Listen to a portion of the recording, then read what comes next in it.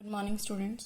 पिछली क्लास में हमने वाइब्रेशनल स्पेक्ट्रा को शुरू कर लिया था, ठीक है। लेकिन हमने vibrational spectra for simple harmonic oscillator के लिए किया था और हमने टाइप ऑफ मॉलिक्यूल भी देखे थे कि कौन कौन सा टाइप के मॉलिक्यूल वाइब्रेशनल स्पेक्ट्रा शो करते हैं।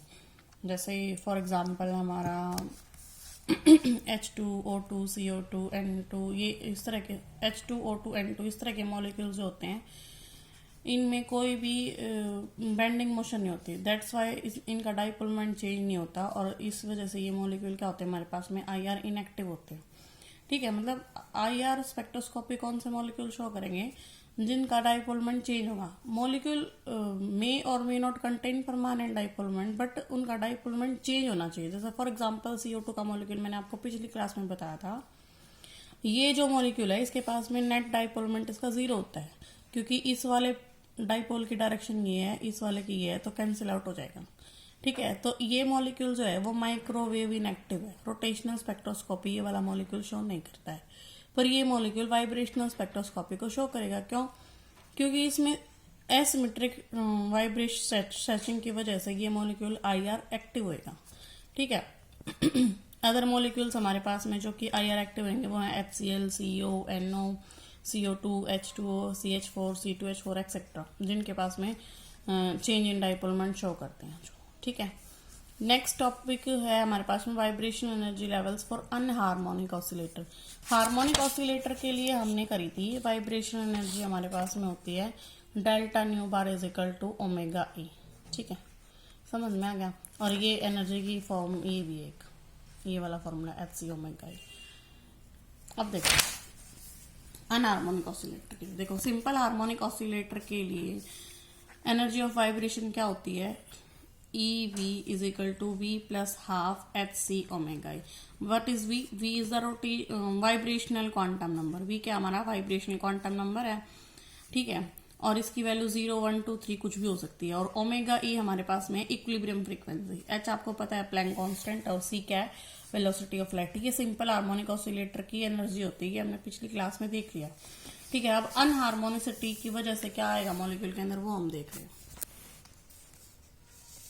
देखो strictly speaking the movement of a real oscillator is not perfectly harmonic. Harmonic नहीं होती। आपने देखा होगा पेंडुलम को, अगर आप पेंडुलम को हिलाते हो तो कुछ देर के लिए तो क्या करता है, टू एंड फ्रो मोशन करता है, इस तरह से टू एंड फ्रो मोशन कर रहा है। लेकिन ऐसा नहीं है ना कि वो हमेशा टू एंड फ्रो मोशन में ही रहेगा, ठीक है। कुछ टाइम के बाद उसका डिस्प्लेसमेंट कम होएगा और एक टाइम पे वो रुक जाएगा, यानी कि वो एक अनहार्मोनिक ऑसिलेटर है, उसकी हमेशा वाइब्रेशंस हार्मोनिक नहीं रहती हैं। इस वजह से जैसे जैसे हमारा रिस्टोरिंग फोर्स वीक होता जाएगा वैसे वैसे हमारा डिस्प्लेसमेंट क्या होता जाएगा, बढ़ता जाएगा, और मॉलिक्यूल के अंदर मॉलिक्यूल जो है वो अनहार्मोनिक ऑसिलेटर की तरह बिहेव करेगा। तो हम इस वाली इक्वेशन को कैसे मॉडिफाई कर सकते हैं, EV हमारे पास में V plus half HC omega, ये तो हमारे पास में सिंपल हार्मोनिक ऑसिलेटर के लिए था ही। ये एक्स्ट्रा टर्म ऐड हो गई V plus half square HC XE omega, ठीक है। ये एक्स्ट्रा टर्म ऐड होगी अनहार्मोनिक ऑसिलेटर के लिए। व्हाट इज XE हमारे पास में अनहार्मोनिसिटी कांस्टेंट है, फॉर्म ज्यादा वो तो नहीं कर रहा, ठीक है। By putting V is equal to 1, 2, 3, 4 इस इक्वेशन में, इक्वेशन नंबर 1 जो हमारी है हमारे पास में, इसमें अगर हम 1, 2, 3, 4 पुट करेंगे तो हम एंड 2 में, तो हमारे पास में एनर्जी लेवल्स आएंगे हार्मोनिक और अनहार्मोनिक ऑसिलेटर के। देखो अनहार्मोनिक ऑसिलेटर के लिए, हार्मोनिक ऑसिलेटर के लिए तो ग्राफ जो है, अगर ये हमारी इक्विलिब्रियम लाइन है ये वाली, तो सिमेट्रिक ग्राफ आएगा, दोनों तरफ से इक्वल डिस्टेंस आएगा, सिमेट्रिक ग्राफ आएगा हमारे पास। लेकिन अनहार्मोनिक और एनर्जी लेवल्स के बीच का गैप भी इक्वल है, ठीक है। अब आप पुट करके देखो, V is equal to 0 put किया आपने तो हाफ HC ओमेगा ही हो गया। V is equal to 1 put करोगे तो 3/2 HC ओमेगा ही हो गया। 2 पुट करोगे तो 5/2, यानी कि हाफ, 3/2, 5/2, 7/2, इस तरह से हमारे पास में इक्वल गैप आएगा एनर्जी लेवल्स के बीच में। और जो ये हमारा ग्राफ होएगा ये बिल्कुल सिमेट्रिक पैराबोलिक फॉर्म में होएगा। लेकिन अगर हम अनहार्मोनिक ऑसिलेटर के लिए यही ग्राफ को देखें तो हमारे पास में देखो फिक्स वैल्यू ना होने की बजाय कुछ ना कुछ जो हमारे पास में हार्मोनिक ऑसिलेटर की वजह से जो एनर्जी थी उसमें से कुछ ना कुछ टर्म माइनस हो रही है, ठीक है। तो पहली बात तो गैप जो है वो इक्वल नहीं रहेगा, जैसे जैसे हम ऊपर की तरफ जाएंगे वैसे वैसे गैप जो है ना कम होता जाएगा, घटता जाएगा गैप, ठीक है। और ऊपर हमें एक पर्टिकुलर लेवल्स के बाद हमें क्या होगा, एक कॉन्टिनम मिलेगा। कॉन्टिनम का मतलब क्या होता है कि हमें ना वाइब्रेशनल लेवल्स को सेपरेट नहीं कर पाएंगे, रिजोल्व नहीं कर पाएंगे, ठीक है। तो वो हमें कॉन्टिनम सा दिखाई देगा। ये अनहार्मोनिक ऑसिलेटर के लिए है।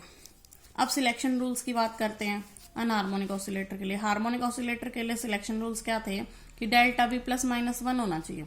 इसमें सारे की सारी ट्रांजिशन अलाउड होंगी। Delta we is equal two plus minus 1 वाली भी, प्लस माइनस 2 वाली भी, प्लस माइनस 3 वाली भी, एंड सो ऑन, ठीक है। यानी कि 10 all type of vibrational transitions are possible. However, the transition from V is equal to 0 to 1, V is equal to 1 को है ना हम फंडामेंटल एब्जॉर्प्शन बैंड कहेंगे। क्यों? क्योंकि V is equal to 0 से V is equal to 1 का क्या मतलब है कि V is equal to 0 में मॉलिक्यूल्स ऑलमोस्ट ग्राउंड स्टेट में प्रेजेंट है, जो कि मोस्ट प्रोबेबल स्टेट होती है हमारे पास में। तो इसकी जो इंटेंसिटी होती है वो बहुत ज्यादा हाई होती है, हाई इंटेंस होता है, मोस्ट इंटेंस बैंड होता है। इस वजह से इसको फंडामेंटल बैंड भी कहते हैं। V is equal to 0 से V is equal to 2 को हम फर्स्ट ओवरटोन कहेंगे, ठीक है। और ये वीक होती है, इसकी intensity V is equal to 0 से 1 से वीक होगी। V is equal to 0 से V is equal to 3 still weaker हो जाएगी, क्योंकि और ज्यादा मॉलिक्यूल्स कम होते जाएंगे, और इसको हम सेकंड ओवरटोन कहेंगे, ठीक है। नेक्स्ट हमारे पास में वाइब्रेशनल रोटेशनल स्पेक्ट्रा। अभी तक हमने जो वाइब्रेशनल स्पेक्ट्रा पढ़ा है वो बिल्कुल प्योर वाइब्रेशनल स्पेक्ट्रा है, ठीक है। और वाइब्रेशनल स्पेक्ट्रा के लिए जो एनर्जी एब्जॉर्ब करता है मॉलिक्यूल वो IR रीजन में करता है, यानी कि हाई एनर्जी की रिक्वायरमेंट होती है उसको। और रोटेशनल स्पेक्ट्रा के लिए एनर्जी माइक्रोवेव रीजन में एब्जॉर्ब होती है। तो आपको पता है कि IR रेडिएशंस की जो फ्रीक्वेंसी होती है वो ज्यादा होती है और इसकी माइक्रोवेव की कम होती है। इस बात का मतलब अगर मॉलिक्यूल वाइब्रेशनल स्पेक्ट्रोस्कोपी शो कर रहा है तो ऑटोमेटिकली वो रोटेशनल स्पेक्ट्रोस्कोपी को शो करेगा ही करेगा। क्यों? क्योंकि मॉलिक्यूल अगर IR रीजन में एनर्जी को एब्जॉर्ब कर रहा है तो इसका मतलब वो माइक्रोवेव रीजन की एनर्जी को तो एब्जॉर्ब ऑलरेडी कर चुका है। इस बात का मतलब क्या है कि हमारे पास में मॉलिक्यूल का प्योर वाइब्रेशनल स्पेक्ट्रा नहीं होता, हमारे पास में वाइब्रेशनल रोटेशनल स्पेक्ट्रा मिलता है मॉलिक्यूल का, ठीक है। कई जो गैसेस का केस होता है उसमें तो हमारे पास में रिजोल्व हो जाते हैं, यानी कि ये मान लिया जाए V is equal to 0 level है, ये V is equal to 1 level है, तो V इज इक्वल टू 0 के अंदर नंबर ऑफ रोटेशनल लेवल्स होंगे। इसी तरह से V इज इक्वल टू 1 के अंदर भी नंबर ऑफ रोटेशनल लेवल्स होंगे। तो इन रोटेशनल लेवल्स में भी आपस में ट्रांजिशन होंगे, ठीक है। तो हमारे पास में जो इस वजह से हमारा जो वाइब्रेशनल स्पेक्ट्रा होता है वो रोटेशनल स्पेक्ट्रा के कंपैरिजन में कॉम्प्लेक्स स्पेक्ट्रा होता है, ठीक है, सिंपल नहीं होता। रोटेशनल स्पेक्ट्रा तो हमारा सिंपल था क्योंकि मॉलिक्यूल बहुत कम एनर्जी को एब्जॉर्ब कर रहा है, सिर्फ एक ही टाइप की वाइब्रेशन शो कर पाएगा वो रोटेशनल टाइप की, ठीक है। लेकिन वाइब्रेशनल में रोटेशनल और वाइब्रेशनल दोनों शो कर पाएगा, तो मॉलिक्यूल का स्पेक्ट्रा क्या हो जाएगा, कॉम्प्लेक्स हो जाएगा। तो pure rotational spectra are obtained only for liquid molecule. Liquid molecule के लिए प्योर रोटेशनल स्पेक्ट्रा मिलेगा। लेकिन अगर हम where rotational motion is hindered due to interaction between the liquid molecules, क्योंकि रोटेशनल जो वाइब्रेशनल स्पेक्ट्रा प्योर क्यों मिलेगा लिक्विड मॉलिक्यूल्स के लिए, क्योंकि जो मॉलिक्यूल्स लिक्विड मॉलिक्यूल्स के बीच में जो इंटरेक्शंस हैं उसकी वजह से उसकी रोटेशनल मोशन हिंडर्ड हो जाती है, मतलब हो नहीं पाती। इस वजह से तो हमारे पास में प्योर वाइब्रेशनल स्पेक्ट्रा है। यानी कि अगर हम लिक्विड को छोड़ के गैसेस का केस ले ले तो हमारे पास में हमें प्योर वाइब्रेशनल स्पेक्ट्रा नहीं मिल पाएगा, क्योंकि रोटेशनल मोशंस जो हैं गैसेस मॉलिक्यूल एक दूसरे से बहुत ज्यादा दूर होते हैं तो उनके बीच इतना ज्यादा इंटरेक्शन नहीं होता कि रोटेशनल जो मोशन है मॉलिक्यूल की वो रुक जाए, हिंडर हो जाए। तो इस वजह से गैसेस के केस में हमें वाइब्रेशनल स्पेक्ट्रा के अंदर रोटेशनल स्पेक्ट्रा भी मिलेगा, तो एक कॉम्प्लेक्स स्पेक्ट्रा होगा। ये मैंने आपको यहाँ पे एक्सप्लेन कर रखा, ठीक है। अब देखो, तो हमारे पास में टोटल एनर्जी किसके बराबर हो जाएगी, रोटेशनल एनर्जी प्लस में वाइब्रेशनल एनर्जी। यानी कि अगर हम इसको वेव नंबर की टर्म में लिखना चाहें तो EV/J, V किस लिए, वाइब्रेशनल स्पेक्ट्रा के लिए, J किस लिए, रोटेशनल स्पेक्ट्रा के लिए, तो EV प्लस EJ हो जाएगा। अब देखो इन टर्म्स ऑफ वेव नंबर हमारे पास में इन टर्म्स ऑफ फ्रीक्वेंसी ऊपर वाला है, और in terms of wave number को हम शो करते हैं न्यू बार से। तो in terms of wave number हमारे पास में क्या हो जाएगा, wave number VJ is equal to wave number J plus में वेव नंबर V हो जाएगा। अभी आपने अपने पिछली क्लासेस में देखा है कि rotational energy in terms of wave number क्या होती है, BJ इंटू J प्लस 1। इसी तरह से vibrational energy in terms of wave number क्या होती है, v plus half omega e minus v plus half square x e omega e. ठीक है, ये मैंने आपको अभी अभी थोड़ी देर पहले ही कराया। ठीक है, अब देखो हमारे पास में इन दोनों टोटल एनर्जी क्या हो जाएगी, इसको और इस दोनों इक्वेशंस को क्या कर देंगे हम, प्लस में कर देंगे। तो ये इक्वेशन आ गया हमारे पास में। अगर हम डेल्टा न्यू बार निकालना चाहेंगे, यानी कि डिफरेंस इन द एनर्जी निकालना चाहे रोटेशनल के कंपैरिजन में, तो हम मान लेते हैं कि हमारी जो ट्रांजिशन हो रही है वो v बार से v तक हो रही है। ठीक है, और इसमें हमारा j बार से j भी हो रही है, दोनों कॉम्प्लेक्स फैक्टर है ना ये। तो देखो j की जगह तो हम पुट कर देंगे j बार और v की जगह पुट कर देंगे न्यू v बार। तो हो जाएगा b j bar into j bar plus 1 plus में v बार प्लस में हाफ ओमेगा ई माइनस में v बार प्लस में half square x e omega ई।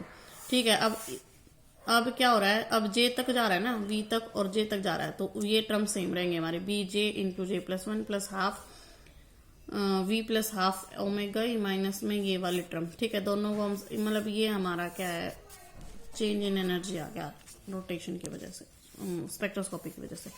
अब देखो अगर हम ये इसकी कॉम्प्लेक्सिटी को कम करने के लिए हम एक बिल्कुल सिंपल केस मान लें कि v इज इक्वल टू 0 से लेकर v इज इक्वल टू 1 तक की ट्रांजिशन हो रही है, सिर्फ पहली ट्रांजिशन ले रहे हैं, और इसमें हम ये v इज इक्वल टू 0 है, ये v इज इक्वल टू 1 है, बट इसमें वेरियस रोटेशनल लेवल्स होंगे, इसमें भी वेरियस रोटेशनल लेवल्स होंगे। अब इस रोटेशन लेवल से यहाँ तक हमारी ट्रांजिशन हो रही है, तो हम ये वाला केस मान रहे हैं। यानी कि अगर हम एक बार तो v बार की जगह 1 पुट करेंगे, v की जगह हम 0 पुट करेंगे, तो ऊपर वाली इक्वेशन हमारी कन्वर्ट किस में हो जाएगी, ये j बार ही रहेगा, b j bar plus j bar into j bar plus 1 plus में v बार की जगह हमने 1 पुट कर दिया और v की जगह हमने 0 पुट कर दिया। ऊपर वाली इक्वेशन को अगर तुम खुद सोल्व करोगे, बहुत आसान है, कोई दिक्कत नहीं है इसमें। तो हमारी इक्वेशन को आप इसको सिंप्लीफाई करते हो, देखो मैंने आपको ना बिल्कुल खोल के बता रखा है। ठीक है, तो हमारी हो जाएगी b j bar into j bar plus 1 minus j into j plus 1 plus में ओमेगा ई माइनस में 2xe ओमेगा ई। ठीक है, इसको फिर थोड़ा सा हमने और सिंप्लीफाई करना चाहें तो हमारा हो जाएगा b इंटू जे बार माइनस जे प्लस जे बार प्लस 1 माइनस में एक्स 2xe ओमेगा। देखो ओमेगा इधर भी है, कॉमन निकाल लिया हमने। ठीक है, अब हमने क्या किया, 1 माइनस में 2xe ओमेगा ई को ओमेगा ओ पुट कर दिया। ठीक है, कोई बस ये सिंप्लिसिटी के लिए ताकि इक्वेशन कॉम्प्लेक्स नजर ना आए। तो हमारे पास में v बार डेल्टा v बार किस में कन्वर्ट हो गया, ओमेगा ई ओमेगा नॉट, इसकी जगह क्या हो गया ओमेगा नॉट, तो ओमेगा नॉट प्लस में b जे बार माइनस जे प्लस जे बार प्लस 1, ये इक्वेशन आ गई। अब हम अपनी वेरियस ट्रांजिशंस को देख सकते हैं। For transition delta j is equal two plus minus 1 के लिए देखें, तो delta j is equal two plus minus 1 का क्या मतलब है कि j बार माइनस j कितना है, या तो प्लस 1 है या माइनस 1 है। अब प्लस 1 वाला केस लेते हैं हम, j bar minus j is equal two plus 1। इस बात का मतलब क्या हो गया कि j बार की वैल्यू क्या आ गई, इसको इधर ले जाएंगे हम, j बार की वैल्यू आ गई j प्लस 1। ये वाली j बार की जगह j प्लस 1 ऊपर वाली इक्वेशन में अगर हम पुट करें, देखो ये वाली इक्वेशन जो है हमारी, इसमें पुट करें तो डेल्टा न्यू बार हमारा ओमेगा नॉट है भाई, ये ओमेगा नॉट प्लस में ये हमने j बार की जगह पुट कर दिया j प्लस 1, तो j प्लस 1 j से j कैंसिल हो गया, इधर पुट किया हमने j प्लस 1 तो 2j प्लस 1 जो भी आ गया तुम्हारा, इसको सोल आउट करोगे 2b j प्लस 1 आ गया। ठीक है, ये इक्वेशन आ गया। For transition j is equal to delta j is equal to minus 1, इस बात का मतलब क्या है, j dash minus j is equal to minus 1। इस बात का मतलब क्या हो गया कि j को उधर ले जाओ, इसको इधर ले आओ, कि j बराबर हो गया j बार प्लस 1। तो हमने इसकी जगह डेल्टा न्यू बार की जगह ये ओमेगा नॉट तो था ये हमारा माइनस में 2b, ये ऊपर वाली इक्वेशन में, इसी इक्वेशन में अगर हम j की जगह पुट करें j बार प्लस 1, तो ये हमारी इक्वेशन कन्वर्ट हो जाएगी ओमेगा नॉट माइनस में 2b j बार प्लस 1। तो अगर हम इस दोनों इक्वेशन को, ये वाली जो इक्वेशन है इक्वेशन नंबर 1 और इक्वेशन नंबर 2 को कंबाइन करके लिखना चाहेंगे, तो न्यू बार हमारा हो जाएगा ओमेगा नॉट प्लस में 2bm। What is m, equation number 1 के लिए तो m की वैल्यू है j प्लस 1, और इक्वेशन नंबर 2 के लिए m की वैल्यू क्या, minus j dash plus 1, minus j dash plus 1, ये m है तो ये 2bm हो गया। ठीक है, आज बेटा इतनी कर लेते हैं, क्लास को फिर अपलोड होने में दिक्कत होती है। ठीक है, नेक्स्ट क्लास में हम इससे आगे वाला टॉपिक करेंगे।